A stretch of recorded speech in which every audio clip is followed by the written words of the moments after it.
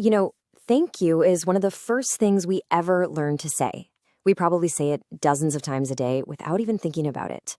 But what if the way we use it has, well, stripped it of its original, breathtaking power?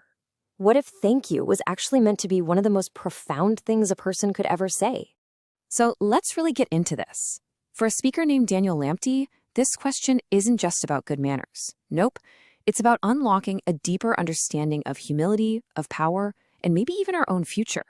He basically makes the case that we've lost the real meaning of gratitude, and the proof has been hiding in plain sight this whole time.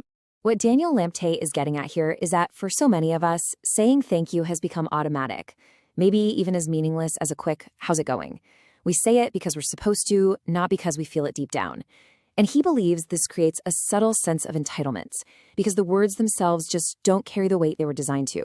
So, where do we find that original, powerful meaning? Well, according to Daniel Lamptey, the secret is actually in linguistics. We have to look at how other cultures, other languages express thanks.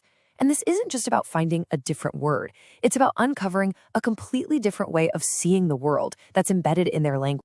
And this is where it gets really mind-blowing. In English, thank you is, well, it's just a polite phrase. But check this out. In Ghanaian languages, like Ga or Twi, the word akondoa literally translates to go down and lie there, to prostrate yourself. Whoa, that's not just a phrase. It's a physical act of deep, profound humility. So when you look at it through that lens, Thanksgiving is completely transformed. It's not about words anymore. It becomes a deliberate, intentional act. It's a choice you make to humble yourself, to physically and spiritually put yourself beneath the person or being you're thanking, and to acknowledge their importance in that moment. Daniel Lamptey has this fantastic analogy of two seats. He says, look, everyone wants to sit on the higher throne, right? But to truly give thanks in this deeper sense means you have to willingly choose the lower seat. You have to take the place of the servant and lift the other person up. And that, he says, is exactly why genuine, deep gratitude is so hard for so many of us. But this isn't just some interesting language theory, by the way. Daniel Lamptey points to this incredibly high-stakes story from Genesis 33 as the perfect historical example of this principle in action, a moment where the act of prostration literally saved a man's entire family.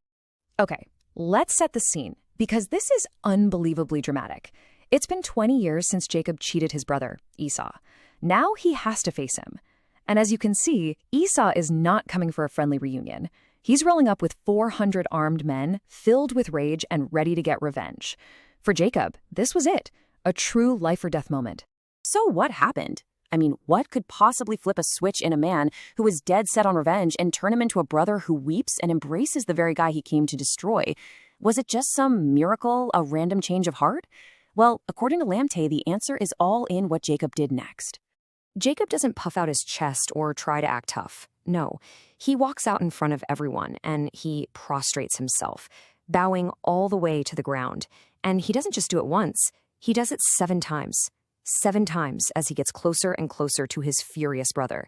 This was not a polite little nod. This was an act of complete and total submission. And that number, 7, it's not random. According to Lamptey, it's absolutely crucial. In this context, it signifies completion or perfection. So Jacob wasn't just being humble. He was performing an act of perfect humility, completely lowering himself before the brother he had wronged so badly. And here's the kicker. What makes this so powerful is that Jacob had just wrestled with God. He'd been given a new name, Israel. He had every reason in the world to walk out there feeling proud and invincible, but he didn't. He chose radical humility instead. And that act of prostration, that physical thank you for even having a chance to live, is what completely melted his brother's rage. Okay, so great story. But what does this have to do with us right now? Well, for Daniel Lamptey, this isn't just a history lesson. He takes this whole idea of Thanksgiving and frames it as a powerful, proactive tool that we can actually use to shape our own future. This is where it all clicks into place for our daily lives. You see, we tend to think of gratitude as a reaction. It's something we do after we get a gift or something good happens. But Daniel Lamptey is saying, no, think of it the way Jacob did, as an action to create a better future. Jacob's humility wasn't just about saying sorry for the past. It was a key that unlocked a future where his family was safe. It was proactive, not reactive. So Lamptey's call to action is to thank God into the next year. What does that mean? It means we adopt that same posture of proactive humility. Think of it like this. The humility of real Thanksgiving acts as a seal on the past, kind of closing the book on what's already happened. But at the very same time, it serves as a key for the future, unlocking what you hope will happen by acknowledging it's not all up to you. It's an act of faith, really, shown through that same profound humility that Jacob demonstrated. So this brings us right back to where we started. What if every single thank you we said was a conscious choice to take that lower seat? An intentional act of humility, not just some automatic reflex. The big question to leave you with is right here. If Thanksgiving is truly a profound act of humility, how might that change the way you see everything and everyone around you? It's a pretty powerful idea to think about.